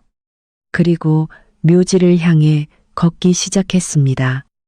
바로 그 시각 차영숙 회장의 검은 승용차가 국수집 앞에 멈춰 섰습니다. 영숙은 차에서 내렸어요. 그녀의 손에는 도연의 무덤 앞에서 발견한 편지가 여전히 꽉 쥐어져 있었습니다. 하지만 영숙이 김하늘에 대해 묻자 미자는 어두운 길을 한번 힐끗 바라본 뒤 차갑게 대답했어요. 그 애는 여기 없습니다. 영숙이 찾고 있는 아이가 집에서 쫓겨났다는 사실은 아무도 알지 못했습니다. 그리고 그 시각 하늘은 차가운 바람을 맞으며 한 걸음씩 힘겹게 걷고 있었어요. 자신을 내쫓지 않을 거라고 믿는 단 하나의 장소를 향해서였습니다. 평생 단 한 번도 자신을 안아주지 못했던 아버지의 무덤. 차영숙은 국수집 한가운데 서 있었습니다. 그녀의 손에는 하늘이 도연의 무덤 앞에 남긴 편지가 여전히 꽉 쥐어져 있었어요. 맞은편에 선 김미자는 앞치마에 손을 닦으며 마치 자신이 피해자라도 되는 듯 길게 한숨을 내쉬었습니다. 그 애는 집을 나갔어요. 영숙이 미자를 똑바로 바라봤습니다. 어디로 갔습니까? 미자는 고개를 저었어요. 그걸 누가 알겠어요? 계산대에서 돈을 훔치더니 제멋대로 집을 나갔어요. 내가 동생 자식을 키우느라 몇 년을 희생했는데 은혜도 모르는 애예요. 하늘이가 돈을 훔쳤다고요? 그렇다니까요. 미자는 기다렸다는 듯 빠르게 대답했습니다. 클수록 말을 안 들어요. 우리 집에서 먹고 자고 내 돈으로 학교까지 다니면서 언제나 나를 원수처럼 쳐다봤다니까요. 영숙은 곧바로 반박하지 않았습니다. 대신 천천히 가게 안을 둘러봤어요. 주방 한쪽에는 어린아이에게나 맞을 만큼 작은 앞치마가 걸려 있었습니다. 그 옆에는 손가락 부분이 찢어져 테이프로 덧댄 고무장갑이 놓여 있었어요. 주방 바닥에는 하늘의 키 절반만큼이나 큰 육수 냄비들이 줄지어 놓여 있었습니다. 영숙은 그중 하나를 들어보려고 했어요. 그녀조차 두 손을 모두 써야 할 만큼 무거웠습니다. 영숙은 냄비를 내려놓고 미자를 돌아봤어요. 어린아이에게 이런 걸 들게 했습니까? 미자의 눈빛이 순간 흔들렸습니다. 그냥 자잘한 일만 조금 도운 거예요. 한 집에 사는 아이가 집안일 좀 하는 게 뭐가 이상해요? 바로 그때 채소 배달원이 무가 든 상자를 어깨에 짊어지고 가게 안으로 들어왔습니다. 그는 주변을 둘러보다가 물었어요. 오늘은 하늘이가 물건 받으러 안 나옵니까? 미자가 즉시 소리를 질렀습니다. 당신은 채소나 내려놓고 가요. 쓸데없는 건 묻지 말고. 남자는 움찔했습니다. 하지만 값비싼 옷을 입고 위엄 있게 서 있는 영숙을 바라보더니 잠시 망설이다 입을 열었어요. 그 아이는 늘 새벽 4시에 일어났습니다. 물건을 나르고 채소를 다듬고 냄비를 닦았어요. 한 번은 너무 굶어서 주방 뒤에서 쓰러진 적도 있습니다. 순간 가게 안의 공기가 얼어붙었습니다. 영숙은 천천히 미자를 돌아봤어요. 그 목소리는 소름이 끼칠 만큼 차가웠습니다. 당신이 희생하면서 아이를 키웠다고 했습니까? 미자는 자신도 모르게 한 걸음 뒤로 물러났습니다. 그 애는 원래 약한 척을 잘해요. 밥도 꼬박꼬박 먹였어요. 영숙은 더 이상 아무 말도 하지 않았습니다. 강 비서를 향해 고개를 돌렸어요. 김서영과 김하늘 명의로 된 보험금, 지원금, 계좌 내역을 전부 확인해요. 지금 당장. 1시간이 채 지나기도 전에 1차 보고서가 도착했습니다.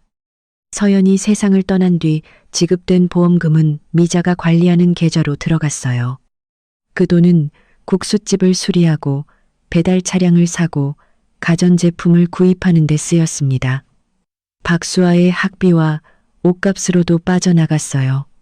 하늘을 위해 직접 사용된 돈은 최소한의 생활비를 제외하면 거의 없었습니다. 영숙은 보고서에 적힌 숫자를 하나씩 내려다봤습니다. 분노로 손이 떨렸어요.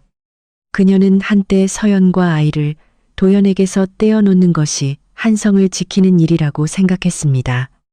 그런데 서연이 죽은 뒤 자신의 손녀는 가장 가까운 친척에게 모든 것을 빼앗기고 있었어요. 강비서. 네, 회장님. 학교와 버스터미널, 공원, 이 주변의 모든 골목에 사람을 보내요. 무슨 일이 있어도 아이를 찾아야 합니다. 여러 팀이 곧바로 흩어졌습니다. 하지만 하늘은 학교에 없었어요. 버스터미널에서도 아이를 본 사람은 없었습니다. 동네 가게 사람들은 해가 질 무렵 얇은 교복을 입은 여자아이가 혼자 큰 길 쪽으로 걸어가는 모습을 봤다고만 말했어요. 날은 점점 어두워졌습니다. 차가운 바람이 유리문을 거칠게 흔들었어요. 영숙은 차 옆에 서서 계속 휴대전화를 확인했습니다. 하지만 아이를 찾았다는 연락은 오지 않았어요. 그때 문득 편지에 적혀 있던 한 문장이 머릿속을 스쳤습니다. 갈 곳이 하나도 없으면 아빠 옆에 가서 잘 거예요. 영숙이 고개를 번쩍 들었습니다. 묘지. 그녀는 급히 차에 올라탔어요. 당장 묘지로 돌아가요. 그들이 도착했을 때는 이미 사방이 완전히 어두워진 뒤였습니다. 언덕으로 올라가는 길에는 가로등 하나 없었고 땅은 축축하고 차가웠어요. 영숙은 강비서가 문을 열어주기를 기다리지 않고 직접 차에서 뛰어내렸습니다. 하늘아. 그녀의 목소리가 수많은 무덤 사이로 울려 퍼졌습니다. 아무도 대답하지 않았어요. 영숙은 차씨 집안 묘역을 향해 달렸습니다. 신발이 젖은 흙 위에서 몇 번이나 미끄러졌지만 멈추지 않았어요. 손전등 불빛이 도현의 비석을 비춘 순간 영숙은 그 자리에 굳어버렸습니다. 비석 옆에 작은 몸 하나가 웅크리고 있었어요. 하늘은 차가운 땅바닥에 옆으로 누워 있었습니다. 얇은 교복만 입은 채 파랗게 질린 두 손으로 무릎을 끌어안고 있었어요. 하늘아. 영숙은 달려가 무릎을 꿇고 아이를 품에 안았습니다. 하늘의 몸은 얼음처럼 차가웠어요.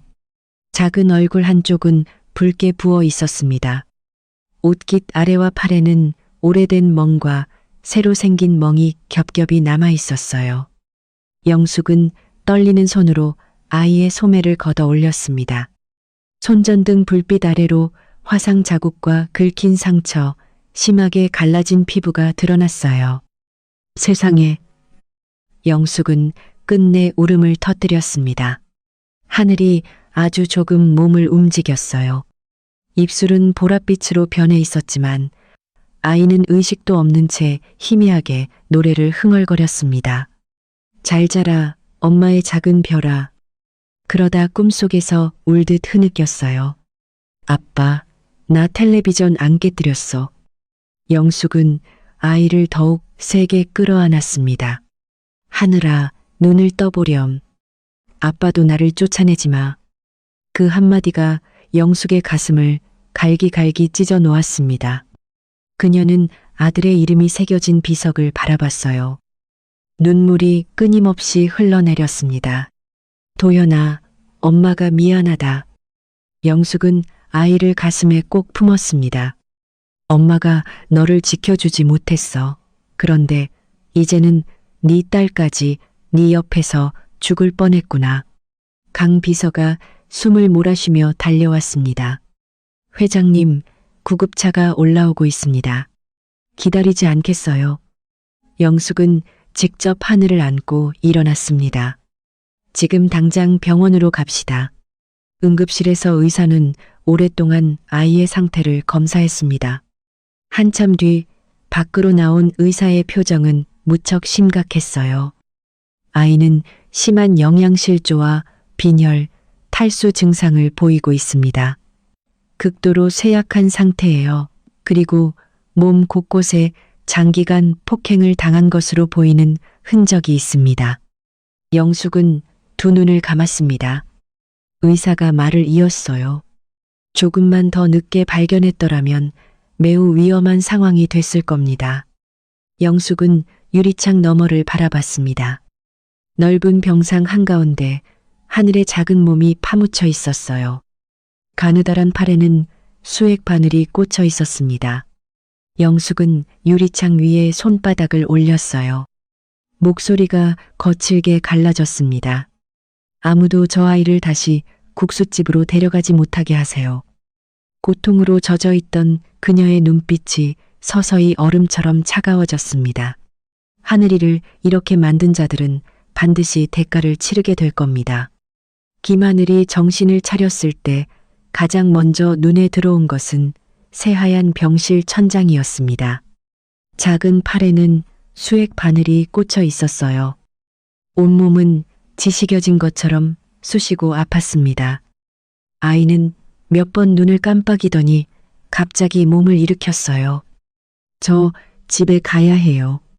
침대 곁에 앉아있던 차영숙이 곧바로 아이의 어깨를 붙잡았습니다. 하늘아, 아직 병원에서 나가면 안 돼. 하지만 하늘은 더욱 겁에 질렸어요. 냄비를 다 못 닦았어요. 이모가 하나라도 더러우면 밥을 안 준다고 했어요. 아이는 수액 바늘이 꽂힌 팔을 마구 잡아당겼습니다.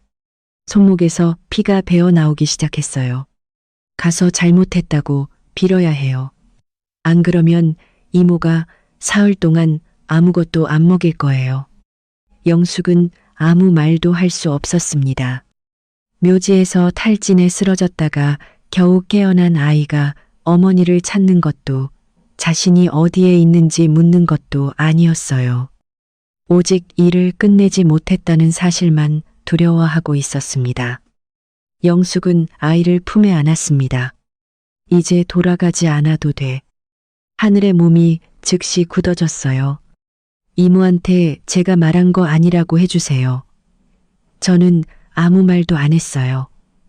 그냥 혼자 넘어져서 다친 거예요. 이제 아무도 너를 때리지 못해. 하지만 제가 텔레비전을 깨뜨렸어요. 네가 한 게 아니야. 영숙은 엉킨 아이의 머리카락을 천천히 쓸어주었습니다. 할머니는 네 말을 믿어. 하늘이 고개를 들었어요. 아마 누군가가 자신을 믿는다고 말해준 것은 처음이었을 겁니다. 무릎을 꿇고 해명하지 않아도 잘못하지 않았다는 사실을 믿어주는 사람은 지금까지 아무도 없었어요. 아이의 입술이 가늘게 떨렸습니다. 정말이에요? 영숙은 바로 대답하지 않았습니다. 대신 오래전 어린 도연에게 불러주었던 노래를 천천히 부르기 시작했어요. 잘 자라, 잘 자라, 엄마의 작은 별아. 밤이 길어도 엄마가 네 곁에 있을게. 하늘의 두 눈이 크게 뜨였습니다. 그 노래. 영숙은 마지막 소절까지 노래를 이어갔어요.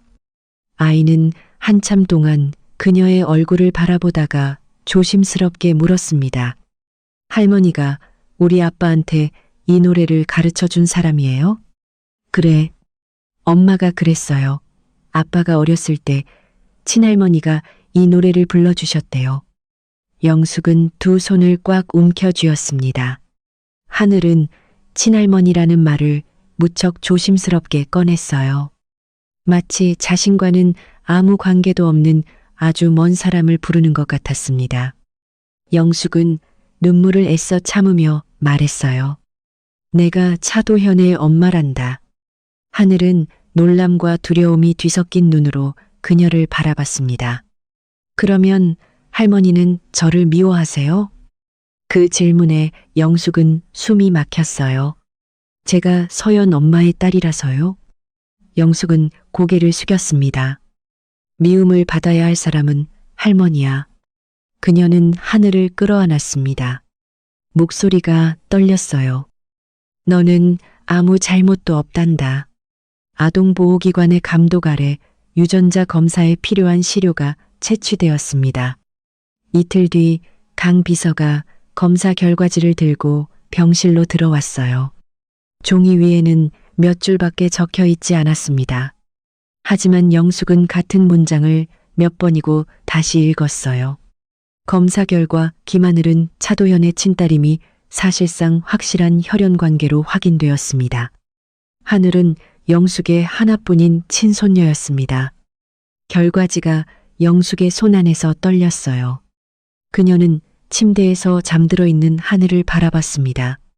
마르고 작은 얼굴에는 어린 시절 도연의 모습이 너무나 많이 남아 있었어요. 아들이 그토록 기다렸던 딸이었습니다.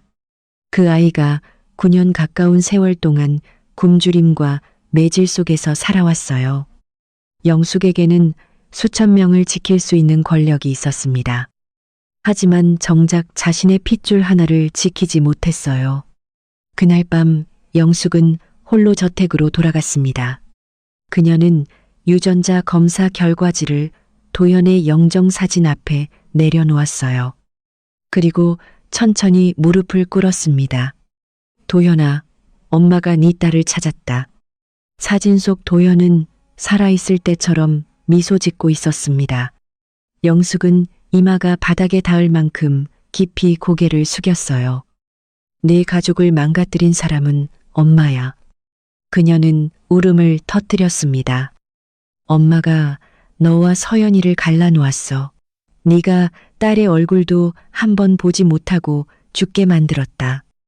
영숙의 손이 치맛자락을 꽉 움켜쥐었습니다. 서연이는 혼자 아이를 낳고 혼자 키우다가 병에 걸려 죽었어. 하늘이는 자기 엄마가 남긴 돈 위에서 굶주리고 매를 맞았단다. 영숙은 붉게 충혈된 눈으로 아들의 사진을 올려다봤습니다. 엄마를 용서해 달라고 하지 않을게. 하지만 이제부터 남은 평생을 다해 그 아이를 지키겠다. 다음 날 아침, 영숙은 아동보호기관에 정식 개입을 요청하고 하늘의 법적 후견인이 되기 위한 절차를 시작했습니다. 김미자에 대한 조사도 즉시 진행되었어요. 은행 기록에는 서연이 세상을 떠난 뒤 지급된 보험금과 지원금, 하늘을 위해 남긴 저축이 모두 미자가 관리하는 계좌로 들어간 사실이 남아 있었습니다. 그 돈은 국수집을 고치고 배달 차량을 사는데 사용됐어요. 새 텔레비전을 사고 수아의 학비를 내고 친딸에게 비싼 옷을 사주는데도 쓰였습니다. 반면 하늘을 위해 사용된 것은 오래된 교복 몇 벌과 손님들이 먹다 남긴 음식뿐이었어요. 하늘의 담임교사는 아이가 피로 때문에 자주 수업 중에 졸았다고 증언했습니다. 여러 번 멍이 든 채 학교에 왔지만 그때마다 자신이 실수로 다쳤다고 말했다고 했어요. 이웃들은 밤마다 미자가 아이에게 소리를 지르고 때리는 소리를 들었다고 증언했습니다. 채소 배달원은 하늘이 몸집에 비해 지나치게 무거운 상자를 날랐으며 굶주림 때문에 주방에서 쓰러진 적도 있다고 말했어요. 과거 국수집에서 일했던 직원도 증언에 나섰습니다. 아이는 밤늦게까지 냄비를 닦았습니다. 화상을 입어도 병원에 데려가지 않았어요. 미자 씨는 아침 손님들이 다 나가기 전에는 하늘이에게 밥을 주지 말라고 저희에게 지시했습니다. 수많은 증언 앞에서도 미자는 소리를 질렀습니다. 전부 거짓말이에요. 내가 그 애를 몇 년이나 키웠는데요. 내가 아니었으면 벌써 굶어 죽었어요. 하지만 결정적인 증언은 미자의 친딸 수아에게서 나왔습니다. 아동보호기관 직원과 따로 면담을 하게 되자 수아는 몸을 떨기 시작했어요. 고개를 숙인 채 두 손으로 옷자락을 세게 비틀었습니다. 텔레비전은 하늘이가 깨뜨린 게 아니에요. 미자가 돌아봤습니다. 수아야. 아이는 울음을 터뜨렸어요. 제가 소파 위에서 춤추다가 텔레비전 쪽으로 넘어졌어요. 엄마한테 혼날까봐 무서워서 거짓말했어요. 방 안이 숨소리조차 들리지 않을 만큼 조용해졌습니다. 미자는 딸에게 달려가 입을 막으려고 했지만 곧바로 직원들에게 제지당했어요. 그런데도 그녀는 계속 변명했습니다. 어쨌든 내가 하늘이에게 집을 줬잖아요. 밥도 주고 학교도 보내줬어요. 돈을 조금 썼다고 해도 그 애를 키운 대가예요. 영숙은 미자의 맞은편에 서 있었습니다. 그 눈빛은 얼음처럼 차가웠어요. 집이라는 곳은 아이가 밥 한 그릇을 얻기 위해 쓰러질 때까지 일해야 하는 곳이 아닙니다. 그녀는 조사 서류를 탁자 위에 내려놓았습니다. 당신은 하늘이를 키운 게 아니에요. 아이의 어머니가 남긴 돈을 빼앗고 어린아이의 노동력을 착취했습니다. 그리고 버려질지 모른다는 두려움을 이용해 아이를 노예로 만들었어요. 경찰이 다가오자 미자의 얼굴이 새하얗게 질렸습니다. 차가운 수갑이 양쪽 손목에 채워졌어요. 미자는 미성년자 재산 횡령, 아동학대, 유기 및 아동 착취 혐의로 체포되어 조사를 받게 되었습니다. 밖으로 끌려가면서도 그녀는 뒤를 돌아보며 소리를 질렀어요. 하늘이는 내 조카야. 당신들이 나한테서 그 애를 빼앗을 수는 없어. 영숙은 미자를 바라보지도 않았습니다. 그녀는 복도 끝에 서 있는 하늘을 돌아봤어요. 아이는 아동보호기관 직원 곁에서 불안한 듯 두 손을 꽉 맞잡고 있었습니다. 할머니, 저 다시 국수집으로 돌아가야 해요? 영숙은 아이에게 다가가 그 앞에 무릎을 꿇었습니다. 아니, 그녀는 상처로 갈라진 작은 손을 잡았어요. 오늘부터 너는 다시는 그곳으로 돌아가지 않아도 된단다. 차영숙이 김하늘을 저택으로 데려온 것은 초겨울 어느 오후였습니다. 집은 넓고 환했어요. 하늘을 위한 방과 새 책상, 몸에 꼭 맞는 옷이 가득한 옷장도 준비되어 있었습니다. 하지만 아이에게 그 모든 것은 그저 두려운 것뿐이었어요. 첫날 밤 하늘은 침대 위에 눕지 못했습니다. 낡은 가방을 가슴에 끌어안고 침대 발치 바닥에 몸을 웅크렸어요. 이렇게 아름다운 방이 자신의 것일 리 없다고 생각했습니다. 침구를 더럽히거나 물건을 망가뜨리면 또다시 쫓겨날지도 몰랐어요. 영숙이 문을 열고 들어왔다가 바닥에 누워있는 아이를 발견했습니다. 그녀는 그 자리에 멈춰 섰어요. 하늘아, 왜 침대에서 자지 않니? 아이는 황급히 몸을 일으켰습니다. 저는 여기서 자도 괜찮아요. 침대는 더럽히지 않을게요. 그 말을 듣는 순간 영숙의 심장이 아프게 조여왔습니다. 하지만 그녀는 아이를 억지로 침대 위에 올리지 않았어요. 다른 이불 하나를 가져와 하늘의 곁에 앉았습니다. 오늘 네가 여기서 자고 싶다면 할머니도 여기에서 같이 있을게. 하늘은 이해할 수 없다는 듯 그녀를 바라봤어요. 화 안 나세요? 안 나. 방값은 얼마씩 내야 해요? 영숙은 붉어진 눈을 감추기 위해 잠시 고개를 돌렸습니다. 아무것도 내지 않아도 돼. 하지만 하늘의 마음에 남은 상처는 몇 마디 말만으로 사라지지 않았습니다. 다음 날 아침 일어난 사용인들은 하늘이 복도 바닥을 닦고 있는 모습을 발견했어요. 시간은 아직 새벽 4시가 조금 넘은 때였습니다. 아이 옆에는 찬물이 든 대야와 물에 흠뻑 젖은 작은 걸레가 놓여 있었어요. 영숙이 급히 다가갔습니다. 하늘아, 지금 뭐 하는 거니? 아이는 깜짝 놀라 즉시 고개를 숙였습니다. 죄송해요. 평소보다 늦게 일어났어요. 늦게 일어났다고? 국수집에서는 4시에 일어나 채소를 다듬어야 했어요. 그런데 여기는 채소가 없어서 먼저 바닥을 닦고 있었어요. 영숙은 아이의 손에서 걸레를 빼앗았습니다. 너는 이런 일을 하지 않아도 돼. 하늘의 얼굴이 새하얗게 변했어요. 그러면 제가 여기서 살려면 무슨 일을 해야 해요? 그 질문에 주변에 있던 모든 사람이 입을 다물었습니다. 영숙은 아이 앞에 무릎을 꿇었어요. 아무것도 하지 않아도 돼. 하지만 제가 일을 안 하면 그래도 밥을 먹을 수 있고 여기서 잘 수 있어 학교에도 다닐 수 있단다. 하늘은 이해할 수 없다는 눈으로 그녀를 바라봤습니다. 아이가 살아온 세상에서는 밥 한 그릇을 먹기 위해 그릇 한 무더기를 닦아야 했어요. 지붕 아래에서 하룻밤 자는 대가로 손이 갈라질 때까지 일해야 했습니다. 아이는 자신이 가족이라는 이유만으로 머물 수 있다는 사실을 한 번도 배운 적이 없었어요. 며칠 동안 사용인들은 하늘의 베개 밑에서 빵과 떡, 과일을 계속 발견했습니다. 식사할 때는 조금밖에 먹지 않았지만 아무도 보지 않을 때면 음식을 몰래 주머니에 넣었어요. 영숙은 아이를 나무라지 않았습니다. 그날 밤 그녀는 침대 곁에 앉아 작은 상자 하나를 탁자 위에 올려놓았어요.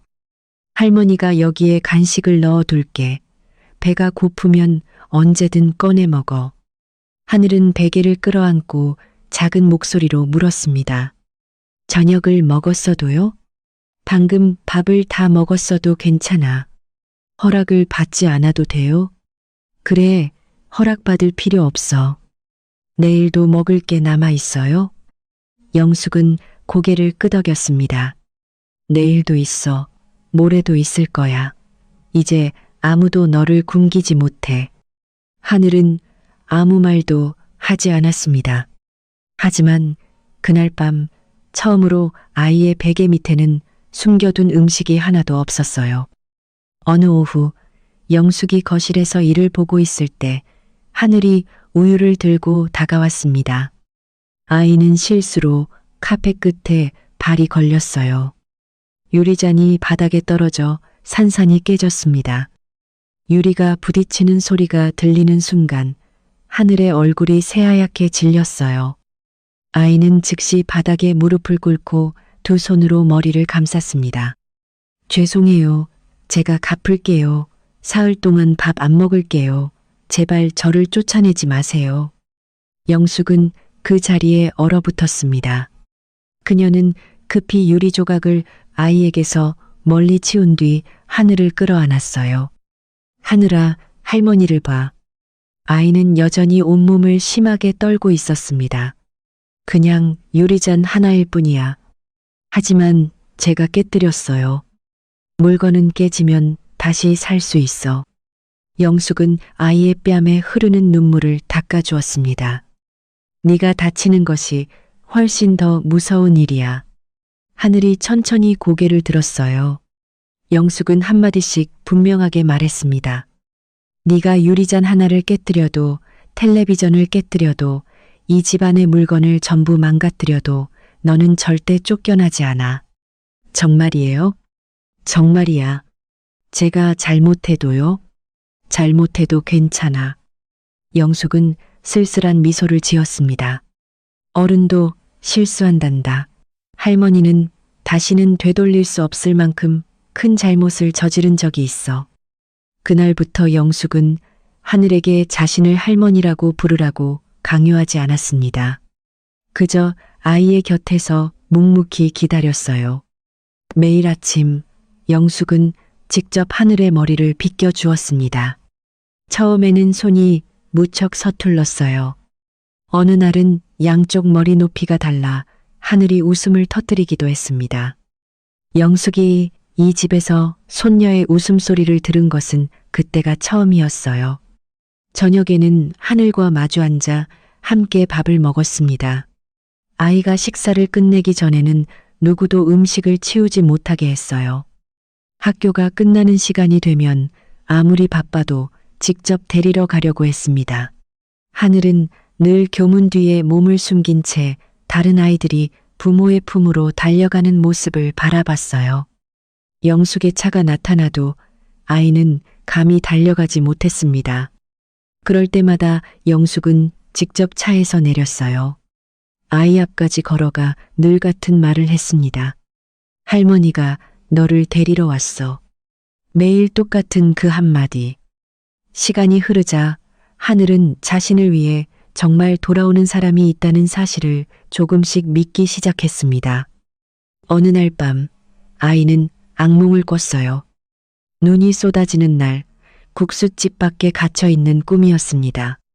두 손에 피가 날 때까지 문을 두드렸지만 안에서는 아무도 문을 열어주지 않았어요. 하늘은 울면서 잠에서 깨어났습니다. 엄마, 아빠. 영숙이 곧바로 방으로 달려왔어요. 그녀는 침대 곁에 앉아 아이를 품에 안았습니다. 그리고 작은 목소리로 노래를 불렀어요. 잘 자라, 잘 자라, 엄마의 작은 별아. 밤이 길어도 엄마가 네 곁에 있을게. 늙고 떨리는 목소리였지만 그 노래는 세 세대를 지나 이어져 온 같은 선율이었습니다. 하늘은 서서히 울음을 멈췄어요. 그리고 먼저 손을 내밀어 영숙의 손을 잡았습니다. 한참이 지난 뒤 아이가 아주 작게 불렀어요. 할머니. 영숙의 몸이 굳었습니다. 단 두 글자뿐인 그 부름에 눈물이 흘러내렸어요. 그래. 그녀는 아이를 꼭 끌어안았습니다. 할머니가 여기 있어. 얼마 뒤 강 비서는 서연의 유골이 안치된 곳을 찾아냈습니다. 영숙은 서연을 도연의 곁에 안장하기로 결정했어요. 이장하던 날 그녀는 두 개의 무덤 앞에 서서 깊이 고개를 숙였습니다. 서연 씨, 미안합니다. 목소리가 막혀 더 이상 쉽게 나오지 않았어요. 나는 내 아들과 한성을 지키고 있다고 생각했습니다. 하지만 내 오만함이 두 사람을 갈라놓았습니다. 영숙은 도현의 비석을 바라봤습니다. 엄마 때문에 너는 딸의 얼굴도 보지 못한 채 죽었구나. 서연이 혼자 모든 고통을 견디도록 내버려 두고 말았어. 그녀는 두 무덤 앞에 무릎을 꿇었습니다. 남은 생애 동안 용서해 달라고 말하지 않겠습니다. 다만 하늘이를 잘 돌볼 수 있게 해주세요. 하늘은 두 비석 사이에 들꽃 한 다발을 내려놓았습니다. 그리고 작은 목소리로 말했어요. 아빠, 엄마, 이제 내 걱정은 하지 마. 아이는 영숙의 손을 잡았습니다. 이제 나한테는 할머니가 있어. 영숙은 작은 손을 힘주어 마주 잡았어요. 훗날 그룹 안의 많은 사람은 하늘이 유일한 손녀이니 당연히 한성의 후계자가 되어야 한다고 말했습니다. 하지만 영숙은 단호하게 대답했어요. 그 아이는 어른들의 꿈을 짊어지기 위해 태어난 게 아닙니다. 그녀는 나무 아래 서 있는 하늘을 바라봤습니다. 자신이 좋아하는 것을 배우고 원하는 삶을 살며 스스로 선택한 사람이 될 겁니다. 그날 오후 두 사람은 벚꽃잎이 떨어지기 시작한 묘지를 함께 내려왔습니다. 하늘은 할머니의 손을 잡고 작은 목소리로 노래했어요. 잘 자라, 잘 자라, 엄마의 작은 별아. 영숙이 다음 소절을 이어 불렀습니다. 내일이면 다시 해가 뜰 거야. 한때 도연을 재워주었던 노래. 서연이 외로운 세월 동안 딸을 키울 수 있게 해주었던 노래. 그 노래가 이제 할머니와 손녀 사이에서 다시 울려 퍼지고 있었습니다. 노래는 세상을 떠난 사람들을 다시 데려올 수 없었어요. 하지만 산산이 무너졌던 한 가족의 세 세대를 다시 이어주었습니다. 그리고 하늘은 태어나 처음으로 자신이 버려진 아이라는 생각 없이 묘지를 떠날 수 있었습니다.